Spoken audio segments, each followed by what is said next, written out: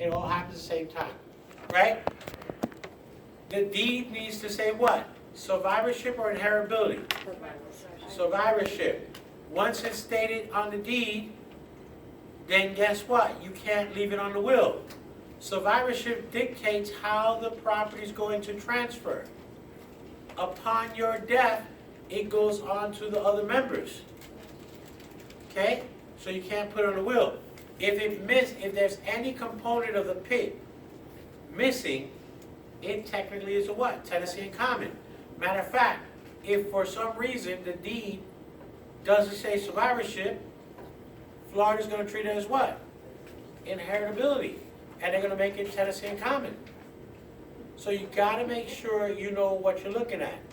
Because sometimes you read it and it looks like a pit. It smells like a pit and it takes a bite out of your butt. Because it's really tenancy in common. Okay? Now, tenancy in common. So again, the percentage of ownership may be equal or unequal. We don't have to have title at the same time. This includes inheritability, which means I can leave it in a will, okay? So now I can leave that in a will. Most common type of ownership other than husband and wife. Now, tenancy by entirety. Now, when we looked at joint tenancy and when we looked at tenancy in common, you can have more than two people. This is strictly two people, a husband and wife. I've tried to add more than one wife, it doesn't work. Okay? So it's just two people. The marriage owns the property, so it has survivorship. Husband dies, the wife gets the property. If the husband dies and the wife gets the property, what is it called at that point? No. Estate in severity. They're the sole owner. They're the sole owner. And they can do whatever they want with the property. Okay? This is automatic when both the husband and wife are on the deed. In Florida, a husband and wife can own separate property in their own name. Right? So you can own property before you were married. You can acquire property as a gift or inheritance during the marriage. How many homestead properties can you have? One. So look, let's see if it comes up next. If you divorce, it becomes what? Tenancy in common. It changes from survivorship to what? Inheritability. Right? So it's going to go from survivorship to inheritability until the judge makes a decision. Now, when you have a life estate, there's a grantor and a grantee. The grantor is the person giving the property. The grantee is the person getting the property, also referred to as a life tenant. It is tied to their life expectancy. When the person expires, one or two things can happen. It can be a reversion estate, which means it goes back to the original grantor, or it can be a remainder estate, which ownership goes to someone else. They won't own the land. What it's just going to do is they're going to transfer it, and someone else will have the right to use the land. Remember, a life estate doesn't transfer the deed. All it does is give someone the right to use the property. Okay?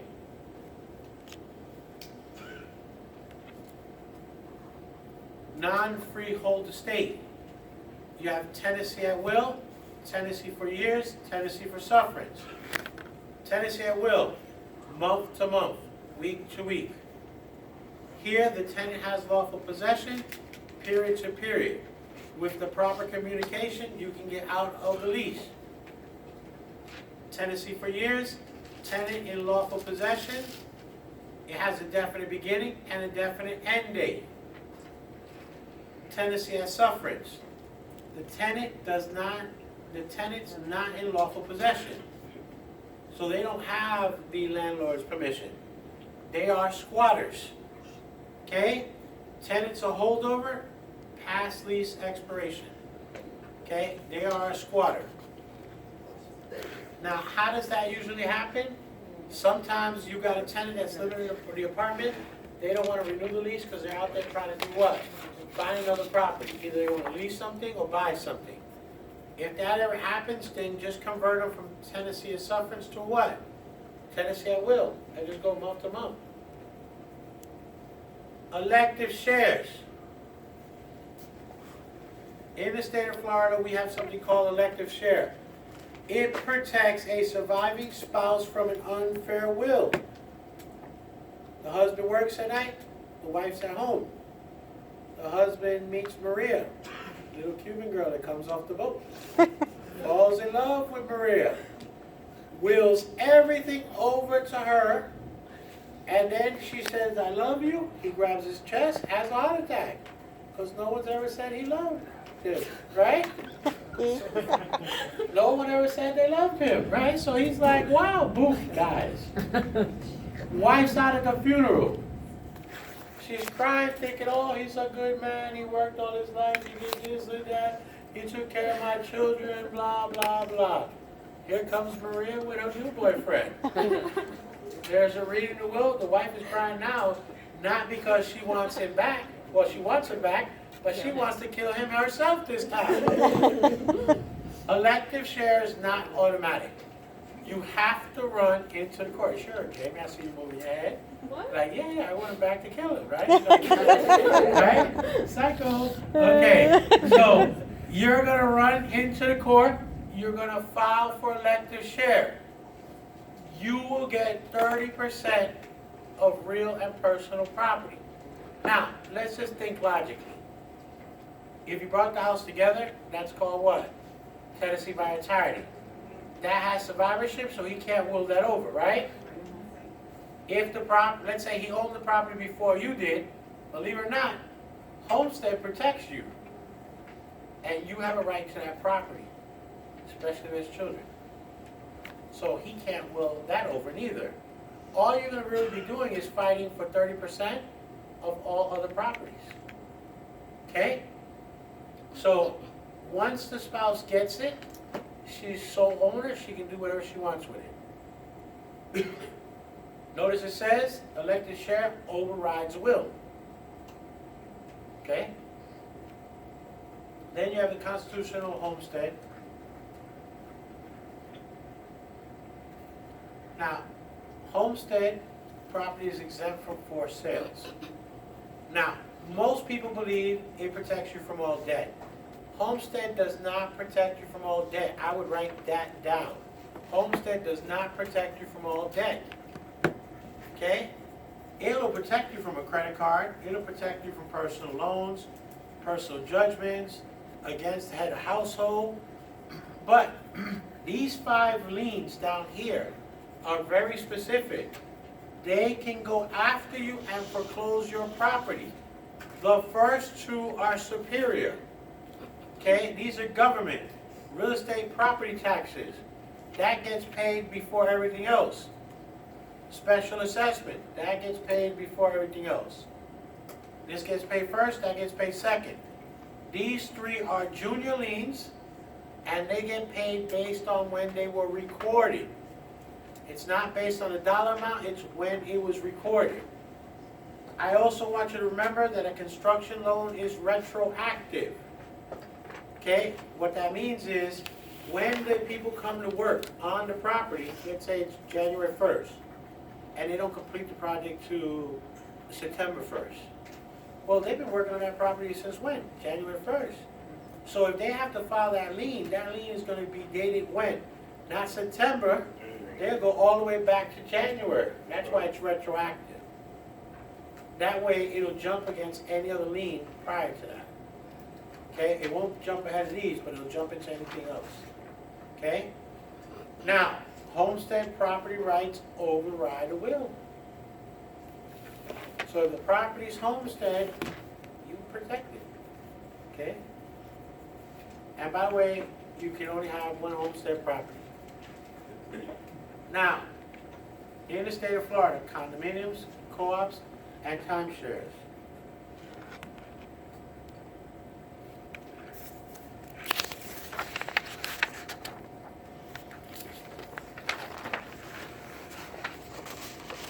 Okay, now, in Florida, Florida to sell condominiums, cooperatives, and timeshares, a real estate license is required. The only exception to this is that if you work for owner developer and you're what? Paid a salary. I don't need a license, okay? Chapter 9.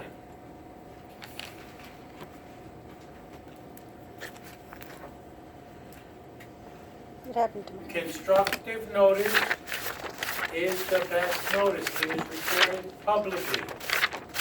Okay? If someone files a list pending against you, they're filing a legal action against the property.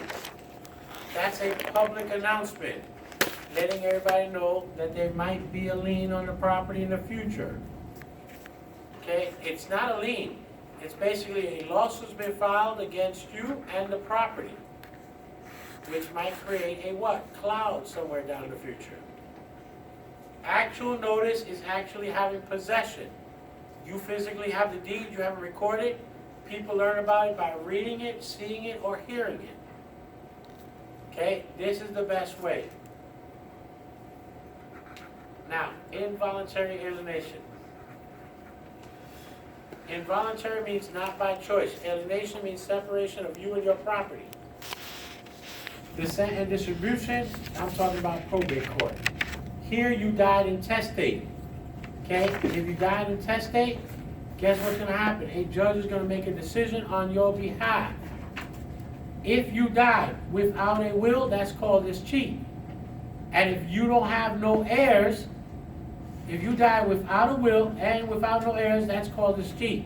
The government will seize the property. If you died without a will, then it goes in front of a probate judge, and then the judge hears the family members making their case on how that they have a right to the property. Okay? Eminent domain, government has the right to take away private citizens' land for public use. Adverse possession. You had given up your property for 7 continuous years. The person has paid taxes 7 continuous years. It's called a hot can. It's hostile, open, taxes. The can stands for, I forgot what that stands for, continuous. The A is for adversary, and the N is for notorious. Okay? They cannot leave the property. It cannot be a break. This is very difficult to do. Yeah. Okay? This is very difficult to do. Now, clauses in the deed. Most people get this wrong.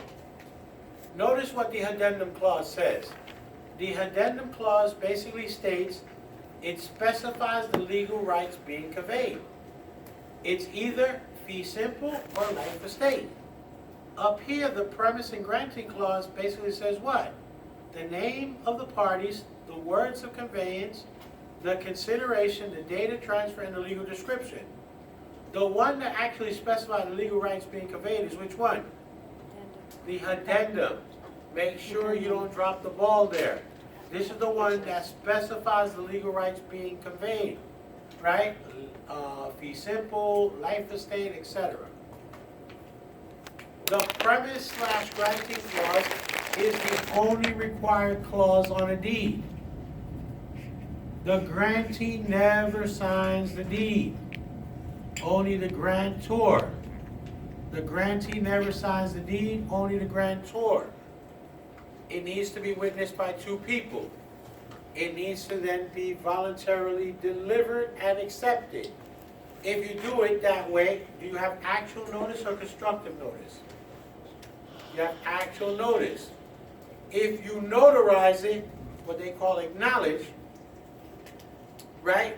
If you notarize it, then you record it, now you have what's called constructive notice. By the way, you can never prepare a deed. You can never prepare a deed. If you prepare a deed, you're practicing law. That's problematic. It must be signed by the grantor and witnessed by 2 peoples, never the grantee. By the way, just because they may ask, the grantor has to be what? Competent. So they have to be of legal age, right? They gotta be sane and sober, right? The grantee does not need to be competent. The grantee does not need to be of legal age and does not need to be sane. They could have muscular dystrophy, they could have anything, autism. Their mind could be gone, right? Moving on. Voluntary alienation. Okay, you have a quitclaim deed. That's best for the grantor because it doesn't give any types of warranties. Then you have the general warranty. That's all the bells and whistles. That's best for the buyer, the grantee. Then you have the bargain and sale, where the person basically says they give you what's called the, they give you the granting clause, they give you the addendum, and they give you the warrant of cession.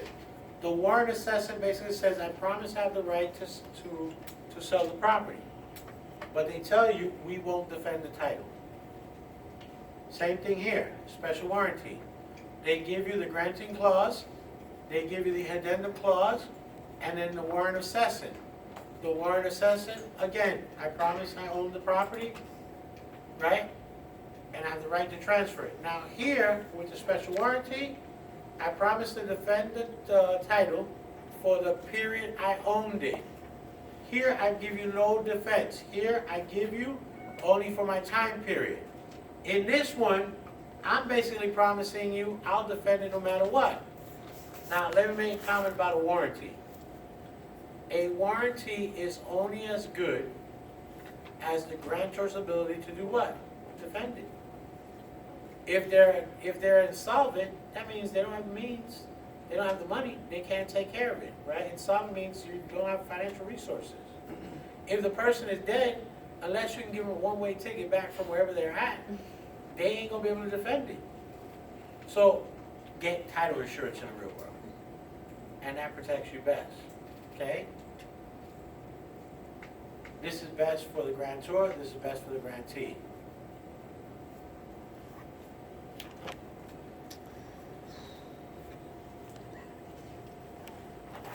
You have P-E-T-E.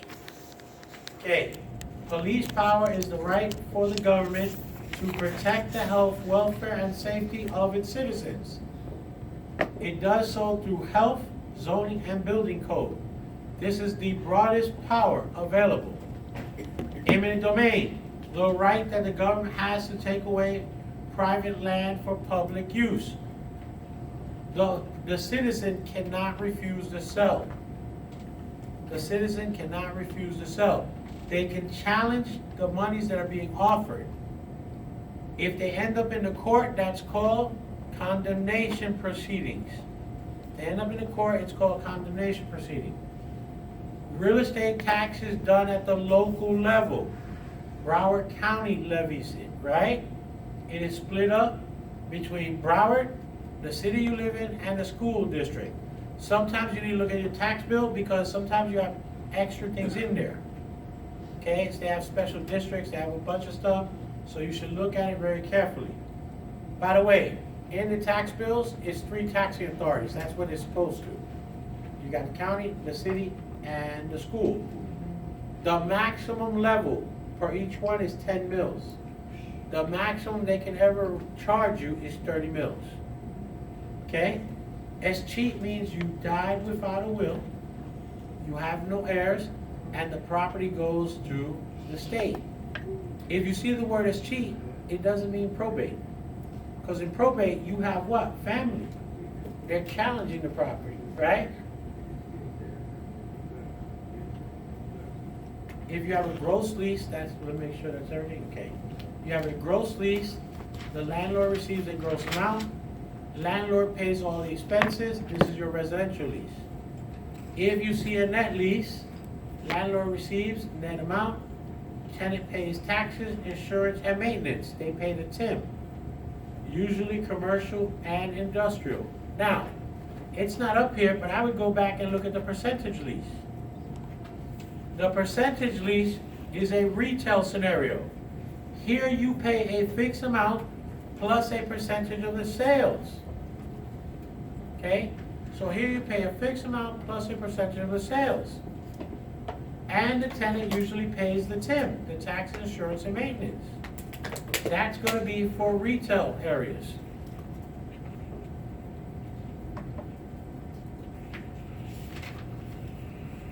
Okay, superior liens get paid ahead of everybody first. Property taxes, special assessment. Those are specific liens. They're to the property. They're to that property. They're specific liens. A junior lien is going to be based on the date of recording. Now, let's talk about the ones that are specific. Mortgage, vendor, and mechanic. Mechanic means construction. Specific, specific, specific. Those 5 liens, they can foreclose your house. Okay, there's no way around it, they can get it. By the way, I want you to remember that a vendor lien is seller finance. The vendor lien is seller finance, and seller finance is referred to as purchase money mortgage, and it's gonna be a new loan all the time.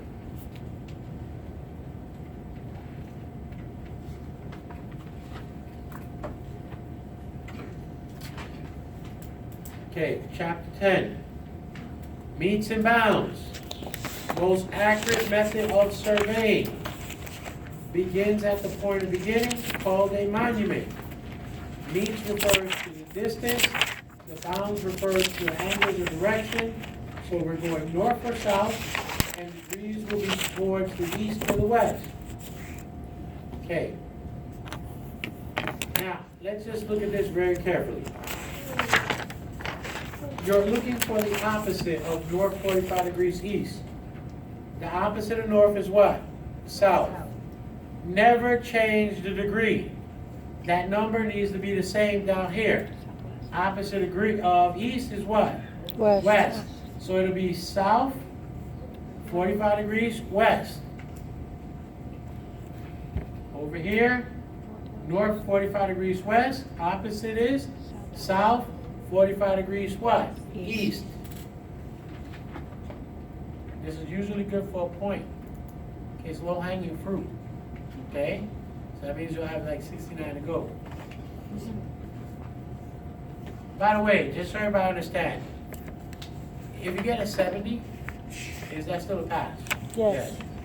And by the way, if you think that you score 100, that you're ready to take the state exam, no. Because we hold your hand. We give you highlights. It wasn't like I give you a book and tell you, here, read the book, and I lecture, and you go take a test. Like they do in a college, right? So, they're not the two same vehicles. When you finish this course, if you have flashcards, hit up the flashcards and do questions the whole time, okay? A township is 36 sections. 1, 2, 3, 4, 5, 6. It starts on the northeast corner. Each one of these things is 640 acres. It starts in the northeast corner. Directly above it is what section? 36. If I'm on 10, I tell you go west 2, 8, right? If I'm on 19, I tell you go west 2, where we're gonna end up? 23, 20, 24, 23, right? If I'm on 31, and I tell you go up 3, 1, 2, 3, and go east 4, 1, 2, 3, 4. You can get there, right? Remember, each one of these things are 6 miles squared.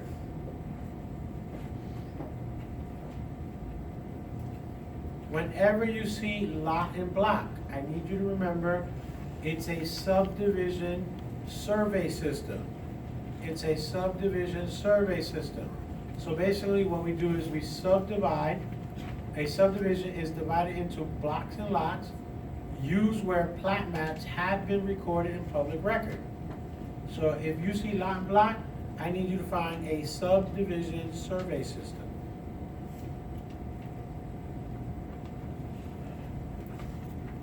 The assessor's parcel number is assigned by the county property appraiser. It uniquely identifies each property.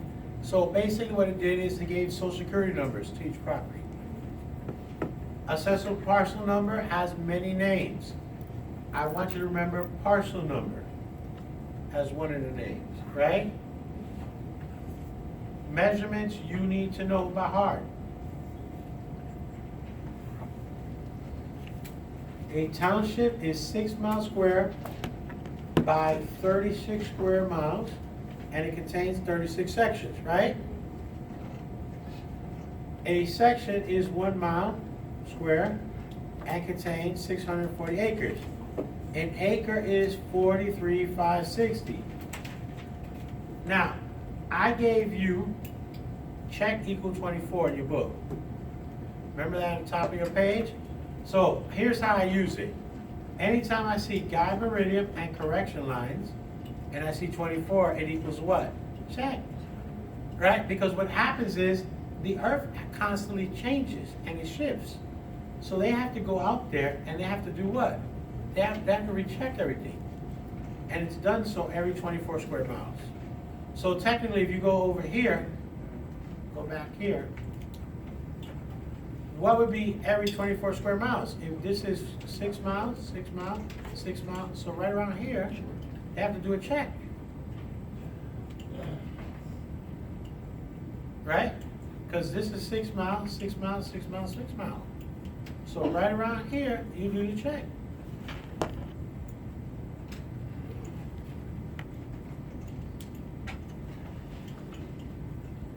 Chapter 11. Essential elements of a contract. A contract needs to be a lawful subject, which means you can't violate any operations of the law. There's an agreement. You have offer and acceptance, the meeting of the mind. It is delivered to all parties. You have valuable consideration and you have good consideration. Good consideration is love and affection. Valuable relates to money or anything of value. We sell real estate based off of what? Valuable consideration. A post-dated check, is that money that's available today? No, that's money in the future. Now follow me. Any money that's promised in the future is still considered what? Consideration. And consideration is an essential element of a what? Contract. So now you got 68 to go. Right? Parties need to be competent. Parties need to be competent. So if you get a question about essential contracts and they talk about consideration and they talk about a posted check or money's promised in the future, that is what we're talking about. Okay? Now you have to know the difference between statute of fraud and statute of limitation. Let's do statute of limitation because that's the one that I learned the quickest when I was a kid. Statute of limitation means how long the time limit I have to bring legal action. In this case, we're talking about a lawsuit. Where I grew up meant how long before I could be convicted, or I could get away, right? So if it's an oral contract, 4 years. By the way, is an oral contract something in writing? No. No. It's referred to as an unwritten contract. Oral contracts are unwritten contracts. Okay? If it's a written contract, that's a formal contract. You have 5 years from there. So we're talking about the time limit to bring legal action against someone. You have 4 years for verbal. By the way, it's all interchangeable. Oral, parole, or verbal. It all means the same thing. It's interchangeable, right? The written contract is the formal contract, 5 years. We're good here. Statute of fraud. Whenever you see statute of fraud, we're talking about either the transfer of real estate, we're talking about the transfer of real estate either through a lease, which means you're giving someone the right to use, or a sales and purchase agreement, which means I'm going to sell you the deed, or an option contract, which means I'm giving you the right to buy something at a specific price during a specific time, assuming you gave me what? Substantial consideration. So you pay for that privilege under an option contract. You gotta remember these by heart. Okay? Purchase and sale agreement, a lease over a year, and an option contract. And the only person that's bound under the option contract is the optionor. That is the person giving the right, not the optionee. That is the person paying for the right.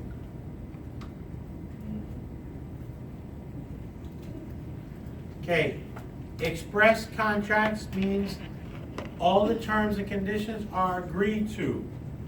In my world, that means everything's in writing. Out of state of Florida says it's verbal, I don't know.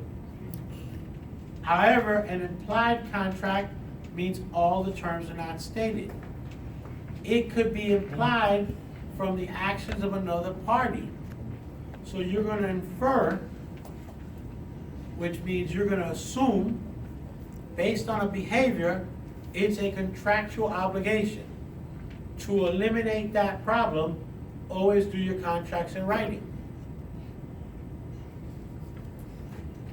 Bilateral contract is a purchase and sale agreement, is an example, which means both parties are obligated to perform. If you get a unilateral contract, only one person is required to perform. An option contract is that example.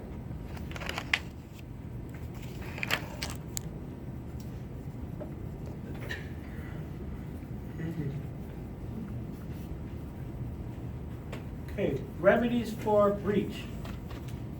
You can sue someone for cancellation, right?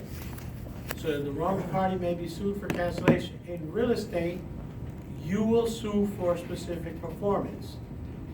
The person that sues for a specific performance is usually the buyer. The buyer is going to sue you because they want the house. So it's usually going to be this. Now, sue for damages. Now, I'll make a comment. Liquidated damages is usually on the contract. You don't got to worry about it. So you don't need to sue nobody for that. Where you're going to sue somebody is for compensatory damages, right? Sue in court for amount to cover any loss suffered on liquidated damages, right there. Huh? Money? Yeah. So what you're going to sue here is, like, for example, you were going to buy a house and all of a sudden you sold your house and now all your stuff sitting in storage somewhere. You put your animals inside a shelter, right? While you're trying to figure this out, right? That's what you're going to sue down